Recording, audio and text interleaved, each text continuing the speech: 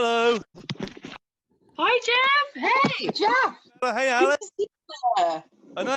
Right. How you doing? good. Waiting for I'm Raquel. so excited to get to chat to you. I know. It's really weird. It's like really weird though, isn't it? Kind of like having to do these chats through the screen. Yeah. Yeah. Just looking at these little pixels and kind of imagining that they're a real human being. Yeah. Wait, so are you in Bristol right now then, Jeff? So I'm up in my flat in Totterdown. So Oh, really lovely area. So it's like I've been back in my flat for about just over a week now. mm. Like I've had building work being done on my kitchen, so I had to move down to my parents for a bit down in Plymouth, and so that was really nice because that actually meant I got to be around people. Yeah. Yeah. Must be nice to be back in your own space now as well, though. Yeah, a little bit, but then I miss certain things, like because obviously I miss all the things involving like live music, so like gigs and stuff like that, and Of course. Yeah. This must be such a shift for you in the way of even just your social life in that way. Like, But did you go to a gig every single day for 15 years? Is that a true fact? pretty close to. So is this the longest you've been without going to a show? Yeah, probably about. How are you surviving? For us too, we've not played a show in like such a long time. Well, Yeah, that's miss probably music. the longest break for you because of like. So the last one we played was when we filmed the video for So When You Gonna, and we did a sort of like a little show that was filmed at Peckham Audio was it in January? Yeah. That was like, it's like the one and only show we've done this year. It's just surreal. And we thought that was the start of like going hard with touring again. And then it's like, nope. That's the only one you're gonna play. So glad we got to play that one though. Yeah, it's such a. I mean, like, that's the thing is because like obviously I got to do like a whole UK tour for Independent Venue Week, and which was brilliant because of I got to visit loads of venues which I'd never been to before. So really? I got to visit Hyde Park Book Club up in Leeds, Nice. the Clooney in Newcastle. So I saw Nadine. Good venue. Yeah. Was it Clooney 2 or? Yeah. We played Clooney too. It seemed like there was a really cool kind of community around Clooney, or like it was in Newcastle. It was like the venue for people. I definitely got that sense because like I was there watching Nadine Shah. Oh yes. Yeah. Oh yeah. She definitely helped calm me down because I'm like, I was a bit like, okay, I'm in a new venue. All right, that's a bit. I think this is Raquel joining now. I think. Is anyone joining? Hello. Welcome to the party. Hello. Hey Raquel, how you doing? Can you hear me? We can't hear you, Raquel. Sorry. It's a bit weird when with technology, isn't it? Yeah. I must admit that that's by the weather and technology now. well, actually, that's the thing is that that's one of the things which I think has helped me through. Has been watching people doing live streams. Yeah. Did you catch any of our virtual in-store tour that we did post-release? No, I didn't see that, but I saw. I did see you when you did the thing for DIY Instagram. Oh yeah. Chaos. DIY installation. Oh yeah, those are weird memories. That was like quite near the start, wasn't it? And I feel like we were doing like weekly parties in our house, so there was this like frenzied energy, and it was like really weird to suddenly be like projected out. Yeah. That's very cool. Kind of you were private there. world out into the public. Hello, Raquel. Hey Raquel. Work? Can you hear us? Yeah. Hey, how are you? How are you, Dev? I'm doing, better than could be expected. Which has to be said. Some days have been better, some days have been not so good. But I think, it must be such a shift just not going to shows when that was so much part of like your day-to-day routine and stuff. but it's also like it's affected things like meeting up with the art groups, which I was involved with as well. And so it's like, and it has. I mean, it's not only just been me. It's affected like obviously loads of people. I think that there's a difference in between, you know, like living in isolation and when you choose to live in isolation or living in forced isolation. Yeah, definitely. Absolutely. And like how that, you know, if you're living under a thumbnail sort of thing, then it's like how that does affect you. You know, but on the plus side, I got to do this. Yeah. So tell us about your podcast. What's that? Tell us about your podcast. Oh yeah, they've been going really well actually. So like I've been doing, it's not really a podcast, it's like more like a kind of, well, just generally what we're doing now, which is like a bit of a conversation series really. And Nice. so like I've got to chat to all sorts of people. Some people I never thought I'd ever speak to, like Anna Meredith. Very nice. Yeah, she was amazing. I mean, like, I must admit, I probably spent about 2 hours staring at a blank screen afterwards. Just Really? yeah, Wow, that's a beautiful compliment, Jeff. yeah. No, Aw. it really was because of the way that she was explaining how she like works her compositions is like really visual. Because so she doesn't like kind of go straight away for like classical scores. She does. She has to like kind of draw them out on a piece of paper. Hey, wow, it's this really visual translation. Amazing. Yeah, and I mean, I was honoured just to get her just because of seeing her live shows and just going, wow, this is amazing. And I remember me and Raquel did a sort of like extra course at uni together, which was called Sound in Context. I think we do a session where it was like we were sort of like drawing scores in these unusual ways and sort of interpreting them however we pleased. It kind of opens up how sound is visualized, doesn't it? It's an interesting activity for sure. also, So what is that? Is that primarily how she works? yeah, I mean, like that's like she basically locks herself off in a room, and she'll have to like kind of she'll draw like a pattern, and it'll be like, you know, which represents, you know, like the stabs and, you know, how the mood of the music kind of sort of should feel, and she treats it with every single piece of music. So whether it's her doing classical or doing like an electronica piece of music, or then like through to like, I guess I've talked to also other people like Tim Burgess from the Charlatans. You know, 17-year-old me would be like, he would never want to speak to me. Like, last week I was chatting to Alicia from a band called Ganza. Cool. Really Haven't excellent. heard of them. They're great. You would really love their upcoming record is very, very, very good. Kind of like a Chicago kind of post-punk outfit, but they kind of like take post-punk, they kind of mix it with sort of with some unexpected things which you don't always expect, sort of thing. Like yeah. the last song on their record is basically like them doing like, if you imagine doing like a disco punk take on a James Bond theme song. Oh yes. Okay, that sounds great. What was the band name again? Ganza. Ganza. Ganza. Yeah. Okay, cool. I mean, like, yeah, she was great. I mean, especially as that was someone I'd never met before. So, and right, I just remember hearing one of their songs and just like going, right, I'm going to go up onto their social media, see if they've got a messaging function.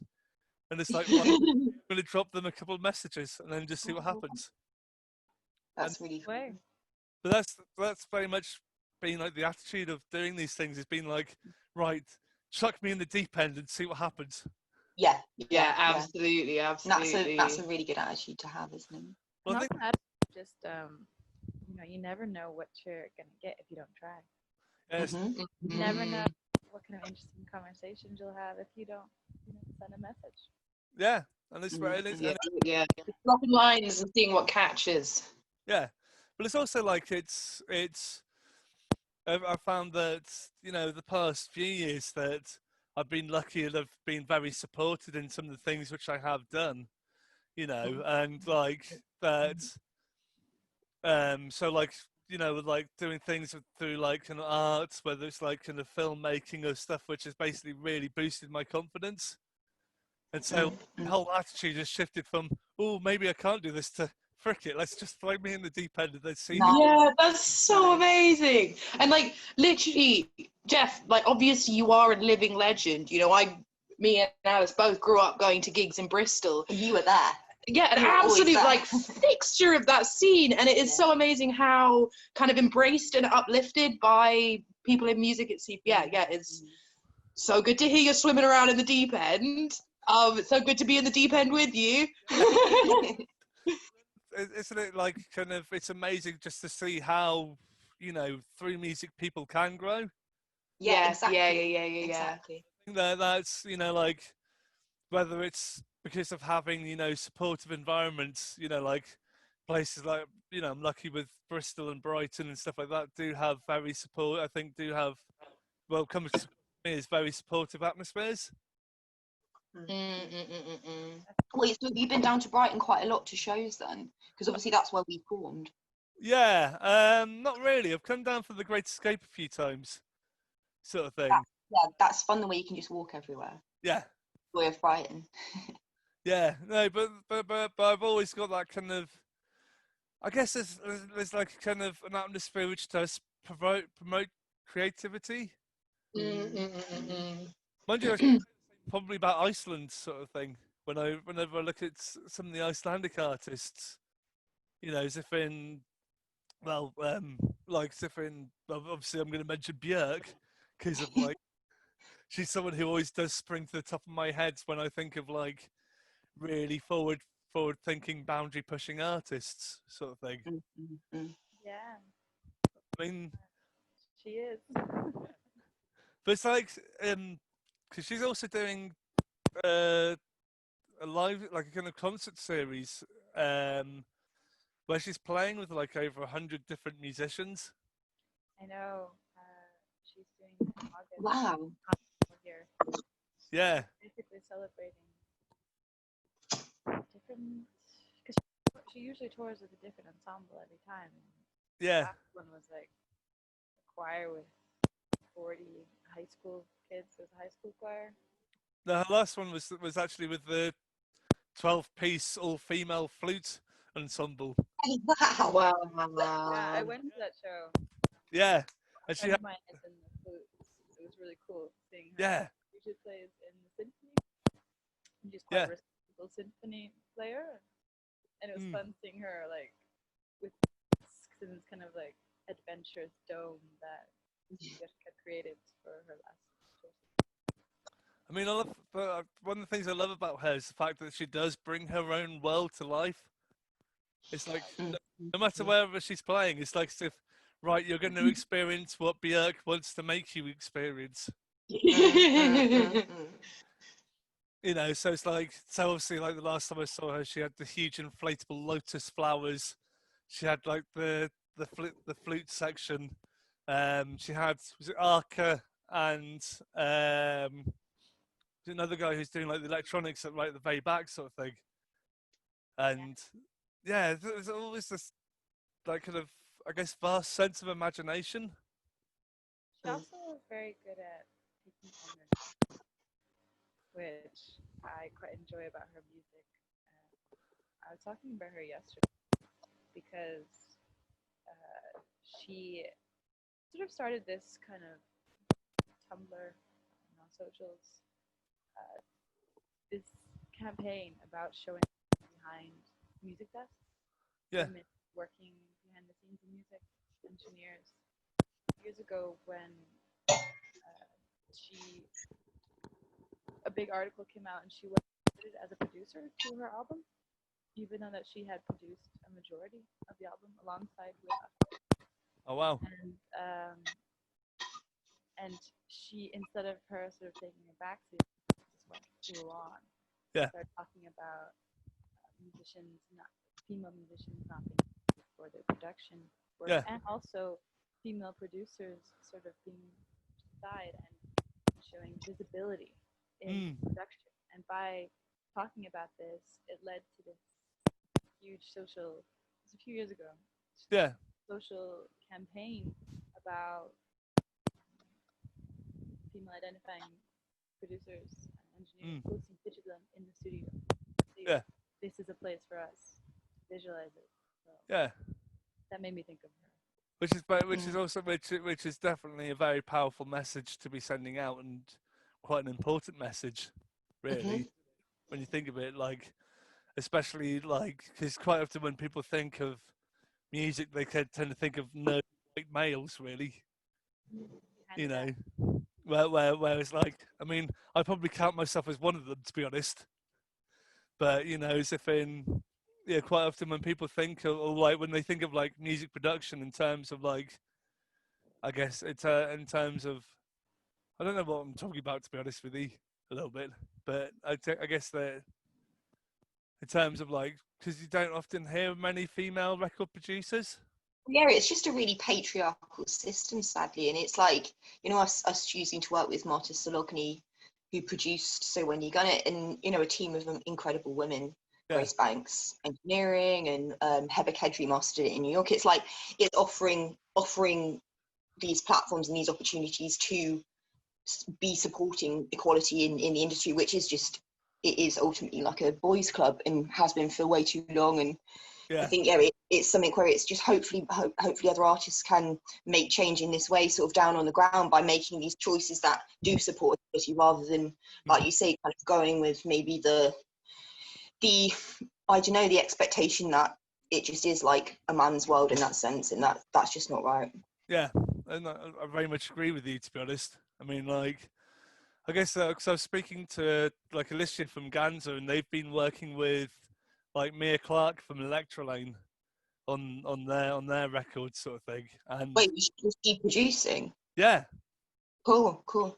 yeah, she's been producing like their album, and yeah, but I guess that there is, I'm not quite sure how to put it into words, because I guess that, you know, because I guess that it's about, you know, identifying visibility, because also like, I mean, I know like also like, because quite often within like the live music industry, it tends to be also very male kind of dominated in terms of like tour managers, in terms of like kind of like maybe sound engineers and like kind of the more technical aspects sort of thing.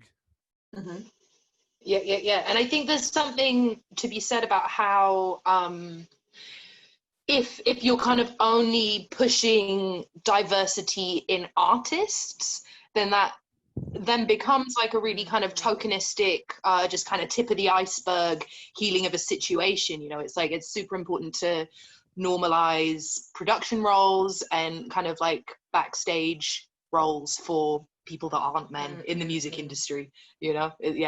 And like across the board too, like outside of the music industry, just generally, it's a much bigger conversation than just this bubble of music, where I think it all translates out to hopefully ultimately a more equal world in the future. But it's everyone making these decisions down on the ground to support equality, rather than to kind of go with the grain of this patriarchal system that's already, you know, stood that way for way too long. So even like with now, the conversation that us are having right now is so many people in these fields are out of work. Yeah. And people in these fields, new sound engineers and technicians, and a lot of crew working on these shows are so used to going from tour to tour, and are used to, you know, continuously being on the road, probably more than we do as musicians. Yeah. For that to suddenly stop is such a shock for, and also for them not to know when their job is going to start again. Yeah. As musicians, at least we can start working on, you know, writing new music and working on creative sides. But for a lot of the crew members, it's one big question mark. Yeah. When is it going to start again? You know, and I think that definitely does raise a point, because obviously the whole of the live music industry is now, you know, as along with a lot of other industries, is completely grounded. You know, and I feel and in a lot of trouble. Like the news that Gorilla and Deaf Institute, two of like my favorite venues in Manchester, have both closed. Like what is the future of live music at this point? And I'm worried. also the Wellington as well, in Yeah, and how Yeah. Polar Bad. It's terrible. like, wow, okay, that was definitely like a real kick in the teeth, because those are the venues which, you know, they form communities around them. And those kinds of physical, real life, tangible community spaces are so important. They're so important. Yeah, it's been very interesting during this time, like, to not have access to those kinds of like physical spaces of community, and like have to seek out the sort of kind of social fulfillment that you get from those spaces in different ways. Yeah.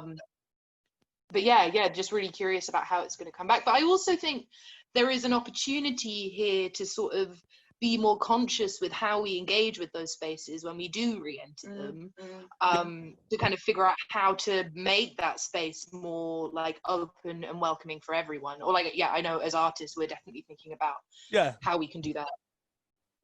Yeah, it's interesting taking a look at what you do all the time from this kind of enforced distance. Yeah, different perspective. Yeah.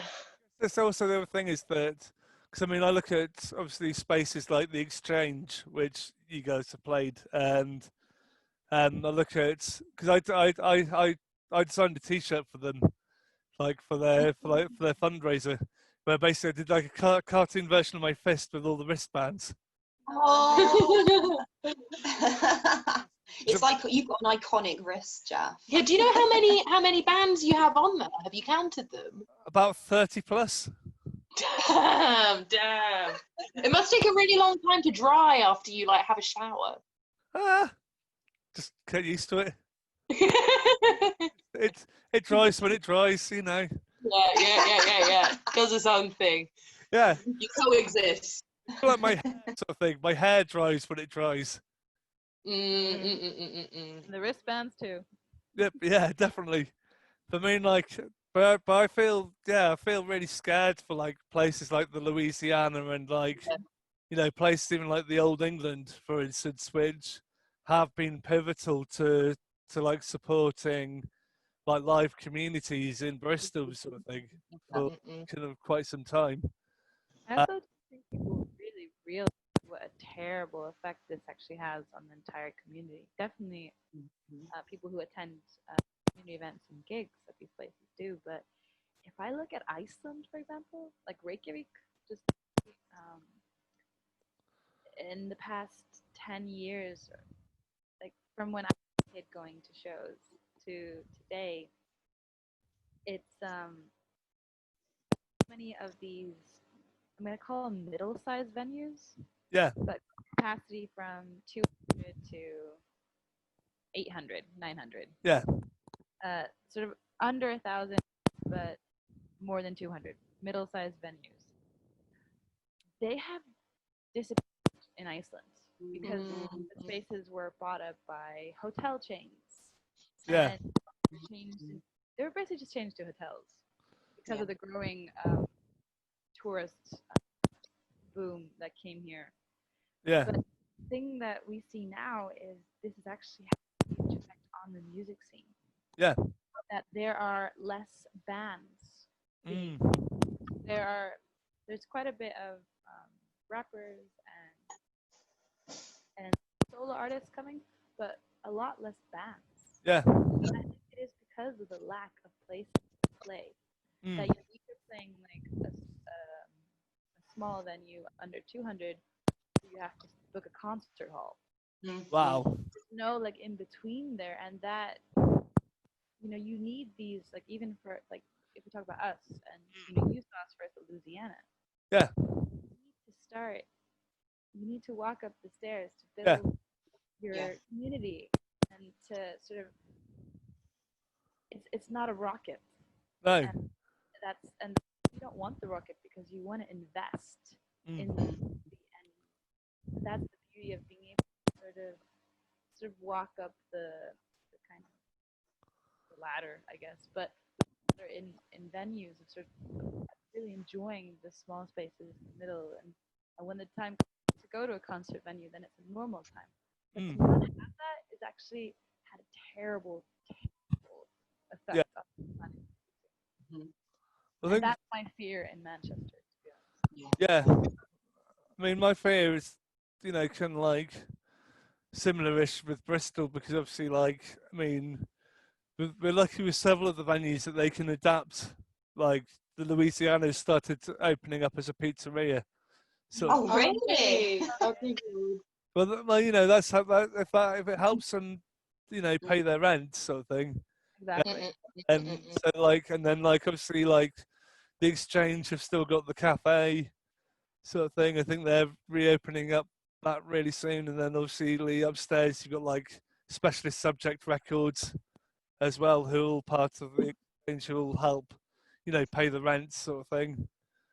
But yeah, I mean, you look at places like because of in Bristol, there's been like a massive market for developments. So we're looking at, you know, our only like kind of medium-sized venues we're potentially losing to flat developments. So it's like the Trinity, Oh, it's so sad. which is an amazing venue. Wait, is Trinity closing? It's under threat. It was. No! No! I know. I don't want it to close either. Oh, geez, yeah, I saw some of my favorite gigs of my teen years at Trinity, and like my dad used to talk about like going to gigs there in his 20s, and damn. Wait, what do you think were the favourite shows at Trinity? Patrick Wolf and Fuck Oh. Buttons. Were you at either of them, Jeff? Patrick Wolf, definitely, and Fuck Buttons, yes.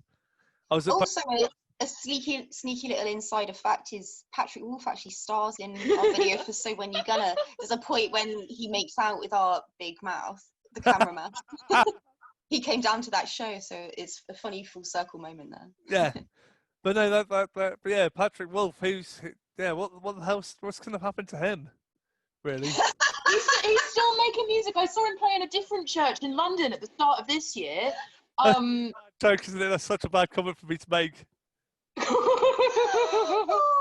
Any quick comment that starts with "What the hell happened to that musician?" is like, That's like, never gonna be good. that's never gonna be a positive comment because it's like, we are still making music, we are still human. I mean, Patrick's still making music, still making tea towels and. well, hey. But yeah, no, I guess it's just because I haven't heard his name for quite a while. Thing. So like, I would have seen him at both the Trinity, and I would have seen. I think just trying to think of which. Because Lightspeed Champion was supporting Patrick Wolf that time. Yeah. Hines. Yes, the legend.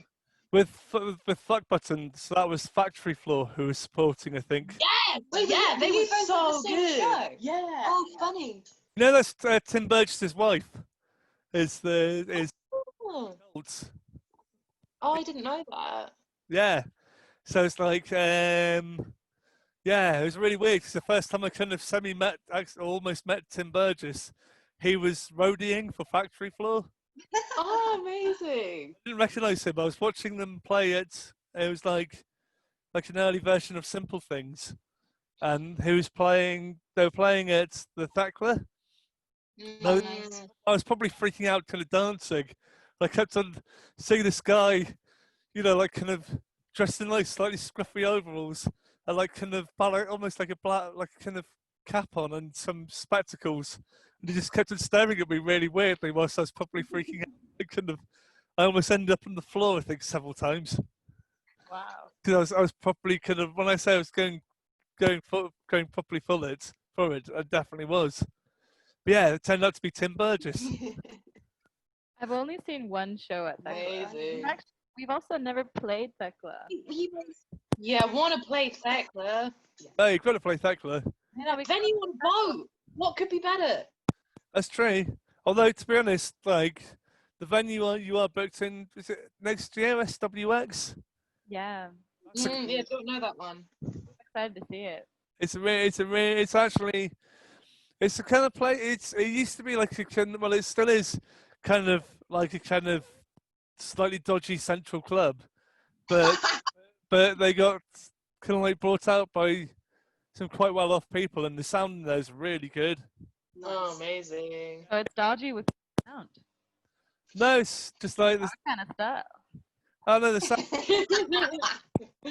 sounds freaking great. I mean, like I mean, like I saw some amazing shows in there last year, like Sharon Van Etten, which Oh yeah.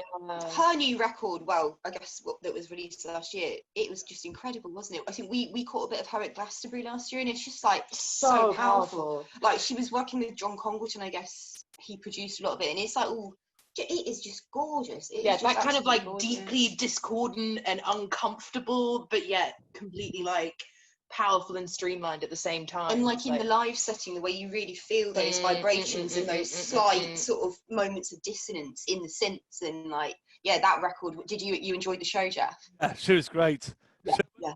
Every time I've seen her, she's been brilliant. I mean, like, actually, I think that reminds me of another one of my favourite Trinity gigs would have been Sharon Van Etten. That was like when she did the album After Tramp. I can't remember what it's called, but I remember this really beautiful moment because of Heather Woods Broderick, who's like her synth player. They were doing like "How Could I Love You More," and then like I remember that she handed like the mic out to the audience, and there was just like a really beautiful moment with like a kind of married couple making out sort of thing, and it's just like it was definitely one of those sorts of things where it's like, okay, this show's been it was full of kind of quite kind of cool moments sort of thing, and it's a bit like, you know, there's certain bands which I'll always go to because of, I guess, emotion, because like I'll get like emotional sort of things. So like I'll always go and see Low. Low, you know that you're going to get every single one of your emotions is going to be, you're being physically drained afterwards. Yeah, music and live music especially is a kind of cathartic emotional release. It's like, it's so powerful, and so powerful to like go through that with other people as well. Like, there are very few environments, I think, that invite feelings that are kind of a bit too big and complicated for polite conversation with other people. Sometimes kind of like group therapy on maths. Yeah, I mean, like, but then it's like sometimes that's how I've decided in between which shows do I want to go to, what feelings am I prepared to. That's a really nice way of sort of thinking about it. Yeah, where do your emotions lead you? Yeah.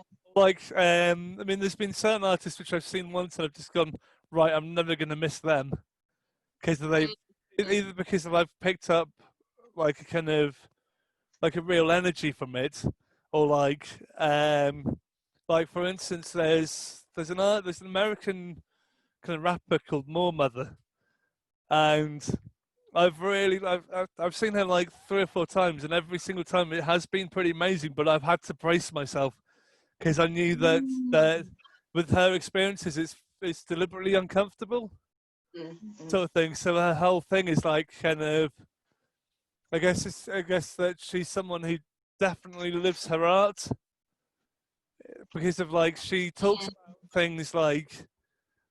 She'll talk about like kind of stuff about obviously issues with racism and with sexism and like but then like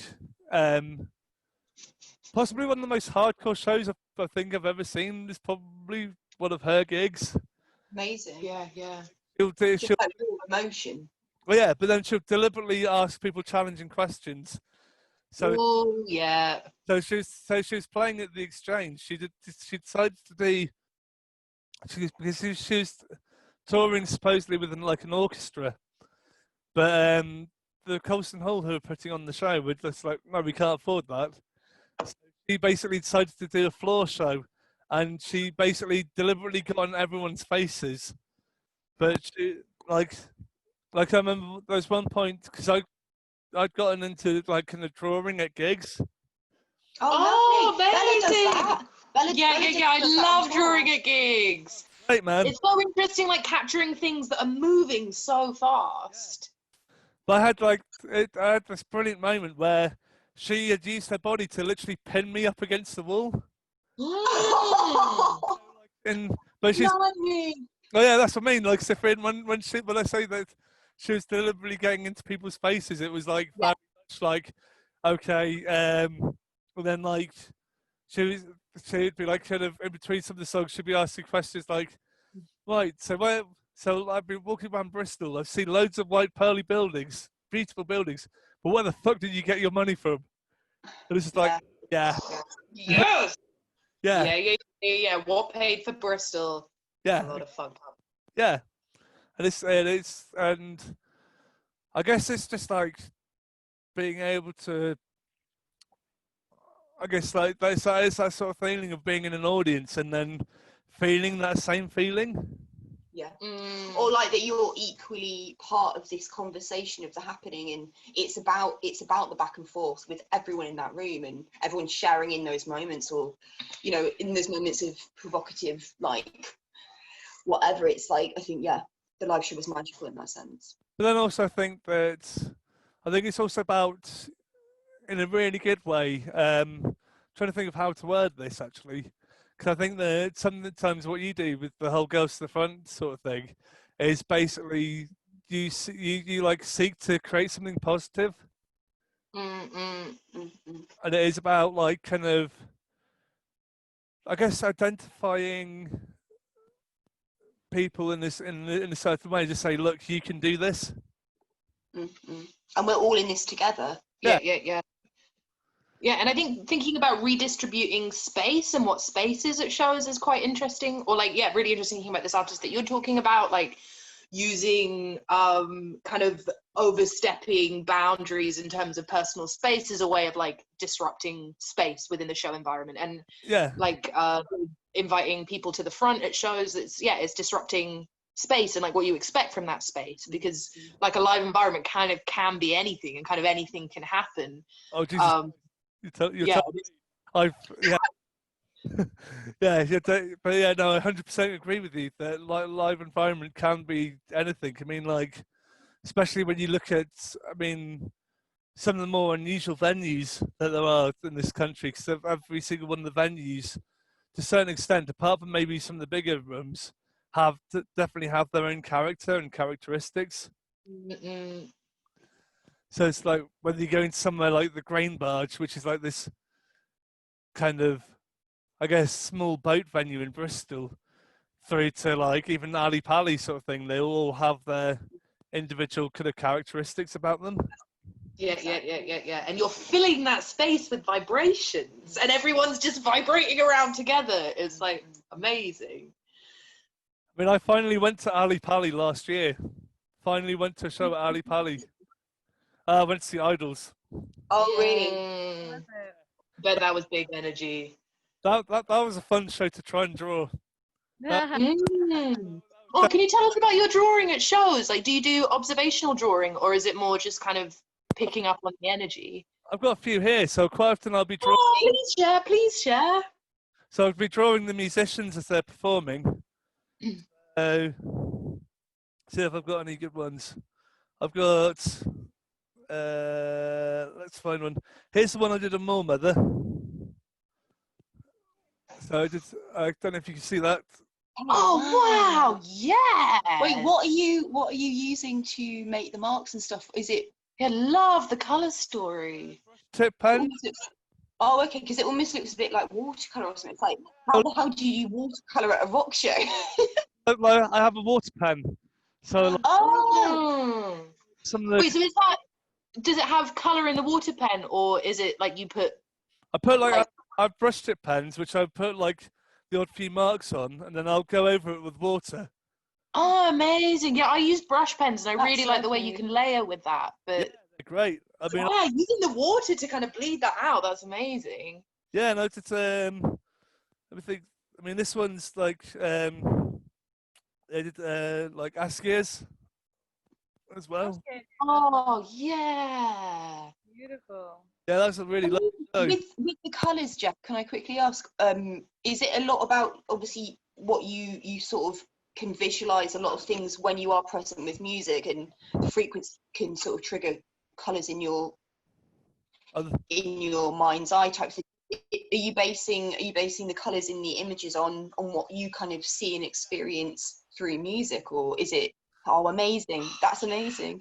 Yeah, can we go further into this idea of the space between the visual and the music? I'd like to stay in this in this realm for a while. Like, what is that to you? What is the bleed between music and visual? I think that there's a very powerful narrative in between the two of them. Like I was watching my friend Kayla Painter, who's a really amazing electronic producer in Bristol, and she's been doing several shows which have been site specific. So like she's adapted them to the different environments. So like she works closely with a visual projector called Jason Bateman, and so like the first show she did, her visuals were being projected up against an abandoned like kind of block of flats. Like it was a bit more industrially to start off with, but then it's also because she's doing it live, and it's literally as the sun is setting, sort of thing. Then it's like completely changes the atmosphere. Wow, yeah.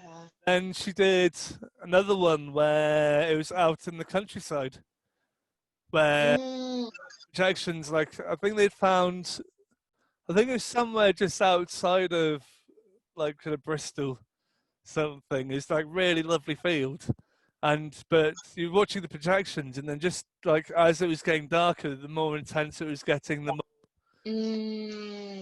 that sort of thing. Oh yeah, I love the idea of the music kind of responding to the light in this kind of really live way. That's so exciting. And like the rhythm of the day, like the day moving to night, like the cycles of like the rhythm of the earth spinning on its axis, and that like feeding into how the rhythm of the music is formed. Like, oh, gorgeous. The other thing with her is because a lot of her stuff is formed out of found sounds anyway. So a lot of it's like, because like I quite often watch her shows and I'll be like playing a guessing game going, guess what she used to create this sound?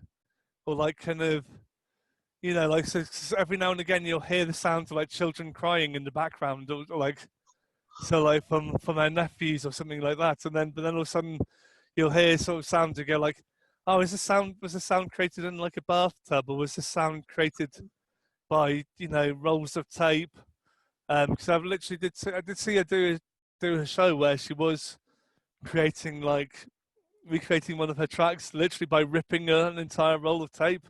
Oh yes! Like kind of getting all the sounds that you can get from it, then sticking the tape together and then unsticking it, and then like kind of yeah, she's a bit like, I mean, she's definitely somebody who's a bit special. I mean, because she got given all the stem samples of Delia Derbyshire's recordings. Oh really? By just like go, hey, you could do something really special with this, and she made some really amazing electronic stuff. But I think you'd like this picture actually, which is Angel Olsen. Oh yeah. Can you bring her a little closer? I want to see the textures. Hey. Oh, angel. Gorgeous. Yeah, true angel. That was a great show as well. I mean, that was definitely one of those, because I try and get all the artists to try and sign them as well. Oh, cool. So I think it's just like, not quite sure what I'm going to do with any of them yet, but there's like, I'm just trying to think, like, just because of I just started doing it and just went, hang on, it's like because I just decided to start because I was drawing, I was involved in a drawing group where we'd like kind of draw parts of churches, and like and I found myself more and more drawing the statues because I found them like more emotional and more humane like. And so like I basically just started turning up to gigs and with my drawing book, and I'd just whip it out and start drawing. So like people. Beautiful color. Thank you very much. But yeah, I mean, I definitely miss doing this. I think one of my favourites in here. Well, obviously I did like Nadine, because I did the whole, when I was doing the Independent Venue Week tour, I was drawing every single night. And so in here I've got, let me try and find it, because there's the Black Midi, Austrias, this way. Yeah. I've also like, let me try and find it. Where is it? It's in here somewhere. There's some amazing squid costume guy. But But no, I think that even if I don't always get like an exact likeness, I try and get something. A vibe. Oh, Yeah. and I think one of the most amazing things about observational drawing is it just being like a kind of practice in looking, you know, a practice in looking and translating the act of looking into the act of mark making. It's like, it doesn't have to look like what it is, but it is the experience of looking and the experience of being in that space and engaging with what it is that you're looking at. The journey, the destination. Yeah, I have a rule when we're on tour that I have to draw every day, and it's a really good kind of structure to have, and a good to kind of remind yourself that to keep looking and to keep enjoying the visual experience. But it's also like it keeps your mind processing things as well. Because I think sometimes, I think sometimes with touring artists, I guess because you've probably got quite a lot of time on your hands. Because if you're constantly in a vehicle, sort of thing. Yeah, exactly. Yeah, I have so many drawings of the inside of the van. That's the thing. It's because like if you think about it, you taste of like you probably don't spend that much time actually, in the different cities. Because especially if you're continuously on the road, you probably arrive at a venue, probably only have like time to do sound check and then get something to eat, and then they'd be like, right. Maybe do a 20-minute walk around the grounds that are close to the venue, but yeah. Yeah, most of the time is spent like in transition or these transitional spaces, which it's always this sense of movement, forward movement, and yeah, I guess meditating on the present through drawing is a really nice way to absorb what's going on actually. And a way to like process things in a kind of less linear way, you know, like you're not thinking about what you think about something or what something is, you're just kind of exploring its form, which I think is really beautiful and important. Well, so I think that, I think that's what I think of like the characteristics of different venues, because like I think the most beautiful venue I visited on the tour for Independent Venue Week was Hebden Bridge Trades Club. Oh, we've never played Hebden Bridge. I really want to go there. Amazing! It's an amazing town. Lesbian capital of the country, I've heard. Yeah, the Trades Club is like kind of arriving there, and it's just like I'd describe it as being a bit like Stroud, but like slightly smaller, and like definitely more leftist. Definitely, it's definitely like, well, it's like the LGBT capital of Britain for the size of town it is. Like it's like population of lesbians is for like the size of town, because it's tiny. It's literally 4 streets, but also the venue itself is amazing. I literally walked into the room and my jaw just literally hit the ground. It was like, because we need to have a word with our booking agent. Yeah, go like if it's still available, because they definitely punch above their weight in terms of acts which they get there. Size of venues like I think it's about 250 capacity, but it's like you literally walk in there and you just stare at the oak beam ceiling and just like go, yeah, and it's because it's like an old working man's like kind of club. It's like but it's probably the only venue where you get like fresh Indonesian food cooked on site. Ooh, wow, lovely. That's what I mean. Like, they treat the artists really well. So obviously, the human gang people like, like Loud and Wainwright and stuff like that, which usually play in much bigger kind of concert halls, come and play in Hebden Bridge. Get in touch with our booking agent. Yes, Adele, we want to go to Hebden Bridge. Go and get in touch with them. Just like, hey, can we go and play the Trades Club? Yeah, I want to. He's from in general, to be honest. Yeah. We're when the time will come for again, and it's gonna be so special. I know. I think there's going to be. I think that's the thing, is I think that there's more demand for it. I think because obviously like things like festival season as well. Because people forget about actually how vital festival season is for a lot of artists, not just artists, but also for a lot of, sound engineers and crews and, that sort of thing. Because of, communities as well. yeah. Well, I think food trucks and just like so many different parts of the community and also giving it their all. Yeah. I mean, Raquel, you're a little bit quiet. Quiet. Yeah. Can you? Yeah.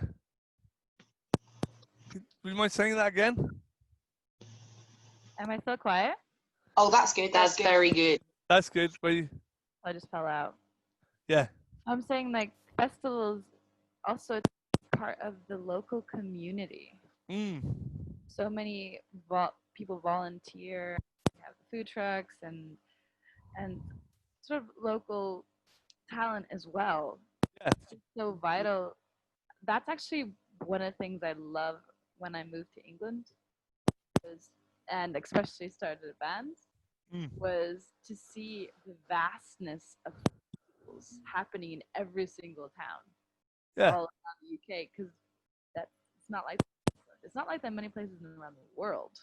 Yeah. So in the UK festival scene, it's so unique.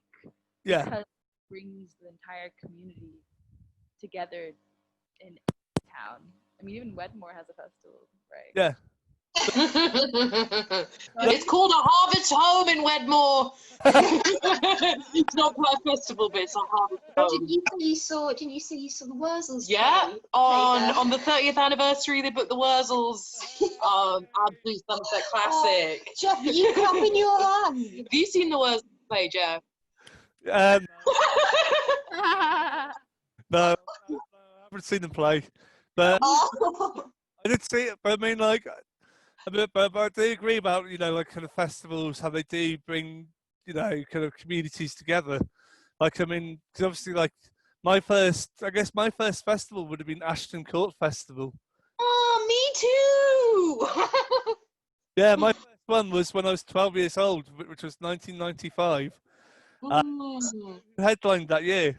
It's a story which I've told quite a few people, and it was Skunk and Nancy who had. Hey, nice! Oh yes, Skin is just a legend. Yeah, Skin is an absolute icon. Legend. I think our friends who sadly aren't as this band anymore, Queen Z, they actually toured with Skunk and Nancy a little bit. I think it was last year, and it was like I think they had the best time. But yeah, what a band! Yeah, what an amazing first festival. But I guess they're still playing now. Have you So seen remember? Yeah, I've seen them. Well, I saw them last year.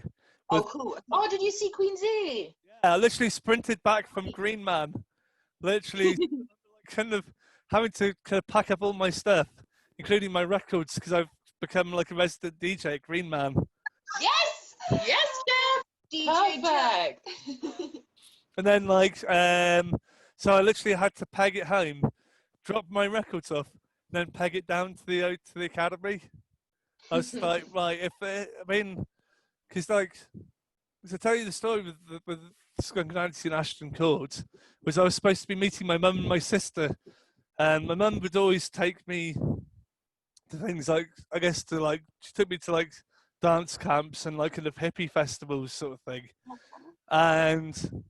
but Ashton Court Festival was the first rock gig I actually saw, and I remember like kind of turning up to the point.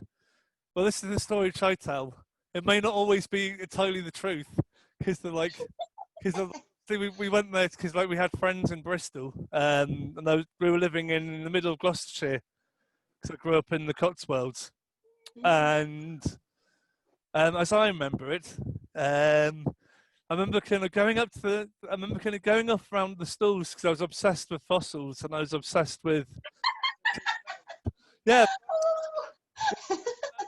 know anything about any of the band, about the bands. So I found myself kind of like going back to the supposed meeting place, where I was supposed to meet up with my mum and sister, and basically they didn't turn up.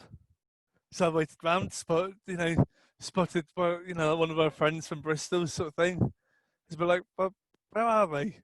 So of course, after about half an hour, I was like, huh, I'll go, and I wonder what's in this direction. And then basically, I kind of like stumbled across Skunk Nancy. Oh, cool. Well, I must have watched about half their set. But I just remember. That's cool. Surprise. But yeah, but it's also like I can remember the set list of what they played.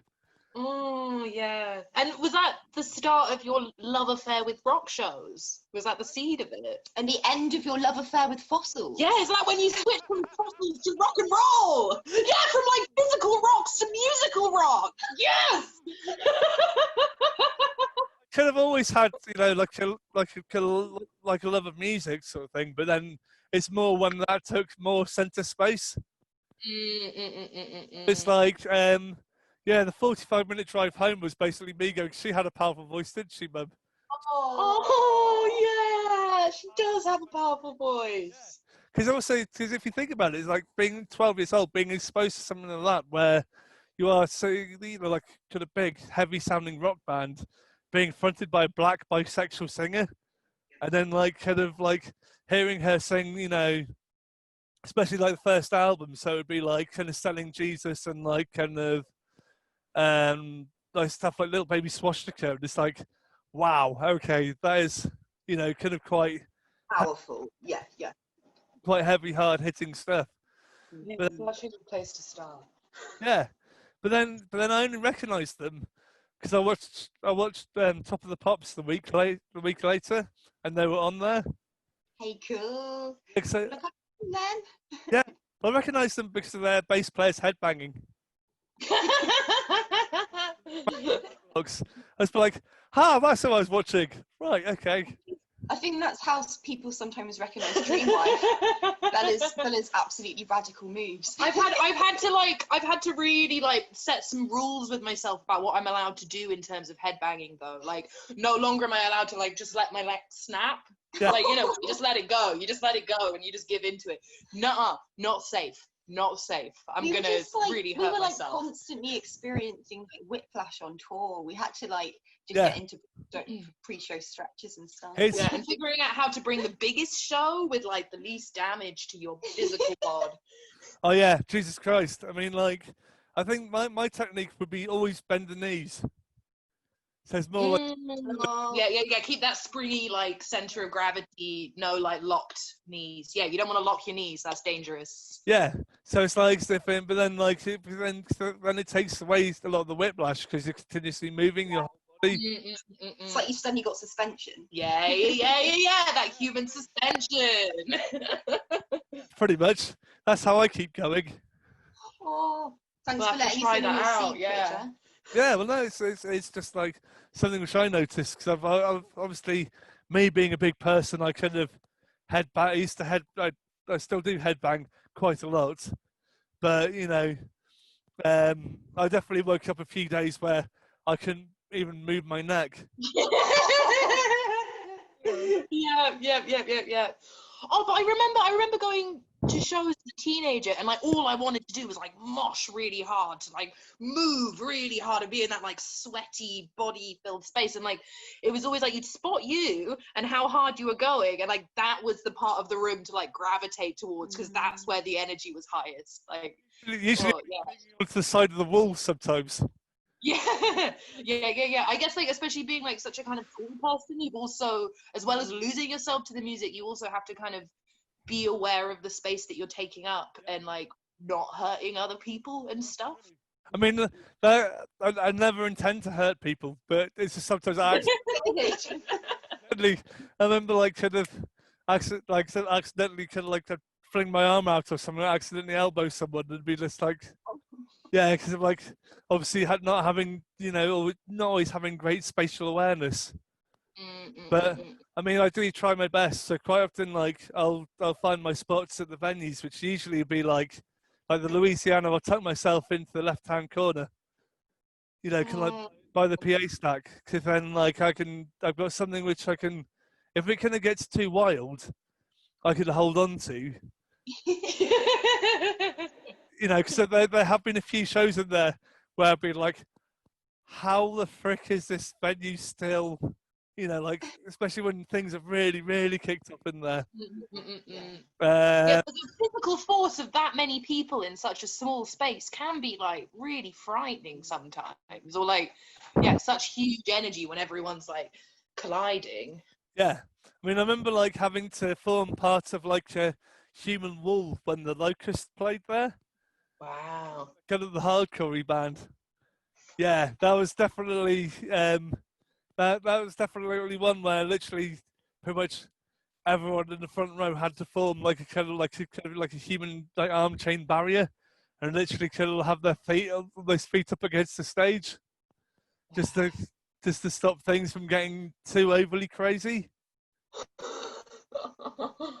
or like seeing stuff like horror, where literally I was literally clinging onto the wall. They've got a powerful show. Yeah, that show, yeah, we kind of stumbled across them by accident at a festival we played in France, and like, yeah, that completely blew me away. I think the last time I saw them would have been 2000 Trees, which would have been the same day that you played. And I think was that the last time I saw you guys play live? I don't know. The thing is, I don't know, we were trying to remember when we last saw you, and I feel like I remember meeting you on a bridge in Bristol, and you being like, "Oh, I'm so sorry, I'm not coming to your show tonight," and it being like, "It's okay, just follow the music wherever it needs to take you." yeah. But I don't know when that was, whether that was the last time we played in Bristol. Like, who's to say? Because obviously, like, I think the last time you played in Bristol, maybe Dr. Dot. Yeah. Yeah, but because I remember being at the Thekla on the same time that you guys were playing, because I was in the Thekla watching Viagra Boys and watching, I think who else played that? Yeah, kind of like watching. There's a whole load of bands where it's like, okay, Squid, and yeah, just like and Heavy Lungs, Yeah, and just like basically it's like a kind of AF gang meetup party. The AF gang basically being Idol's fan group, which is one of the most supportive fan groups I've seen online. Is actually it. Yeah, we were talking about that earlier. It sounds like they've done something really amazing with it, or like it is a really amazing network. Yeah, but it's also really amazing because like having partly known them for a few years, sort of thing, just to see how they've taken off, and then actually the kind of people which they've drawn into their group. You know, music you wouldn't necessarily always expect. But I guess that where they've succeeded is in finding a message which, you know, appeals to a lot of people, but is also very direct and very simple. Mm-hmm. And I think, because I think there are people who probably do have said what they're saying better in a more articulate way, but it's because of having that direct energy. You can feel the message as well as just hear this statement. Yeah. Well, it's like one of the most mixed crowds I was in last year was at a festival was actually Idols at Stand and Cooling. That was yeah. I mean, I remember watching that, just like kind of like I remember turning around at one point, seeing this 11-year-old girl right in the middle of the pit, absolutely full health, trying to protect her against like these massive kind of like 20 stone kind of odd kind of people. It's like every single time they were like semi trying to protect her, she basically would just throw herself back into it. Yes. Oh yeah, good for her. Yeah, that was definitely one of those shows where, because they've also got some really, really obsessive fans. Terrifyingly obsessive, which verging, you know, like kind of verging on Radiohead level of obsession. Which, yeah, people are really evangelical about Idols, aren't they? Yeah, I mean, I really like them, but I'm not like one who'll defend everything about them. But it's the fact that they have managed to amass this community, like the Scottish guy called Simon Mason, who is the Scottish version of me.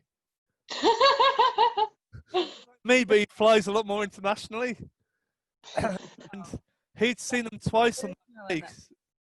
Sorry. Jeff, there's you. Yeah, but no, trust me. When you meet Simon Mason, he is like the Scottish. He's like old, slightly older than. Wait, how did we get to meet him? I wonder if we have already and not realised. Yeah. He's like kind of. Well, he's based in Edinburgh. He's like kind of fairly chunky Scottish guy with a massive ginger beard, and he has like he nearly always wears like a kind of trucker's cap, so like sports cap sort of thing. But quite often Absolutely. But quite often he goes to like big international shows as well. Like the most random time I bumped into him, so I was used to seeing him at End of the Road and Green Man festivals. But I remember going to see Nick Cave at the O2 Arena, which was like, wow, okay, this is like a really, really massive thing. And I was sat in a kind of like posh corporate box sort of thing. I remember after the show and seeing his ginger beard, it's been like, oh look, he's here. We're both like, Your doppelganger. or like, we're basically just staring at each other, kind of laughing and waving at each other. Oh, cute. Jeff, just quickly, I'm a bit aware of time. We have a meeting with our label really shortly. Okay. Is there a way we can sort of wrap up Yeah. in some capacity? Sorry about this. You got to do what you got to do. Yeah. And that's the thing is that with these, that they're very flexible. Cool. But yeah, No, it's been great to chat though. Yeah, I've really enjoyed this conversation. Thank you so much for speaking to us. no worries. I really have. I really hope we get to see you at a show soon enough. Fingers crossed. Yeah. Fingers. Oh, Jeff, good luck. Yeah. Cheers, Raquel. Take care. Take care. Thanks for everything.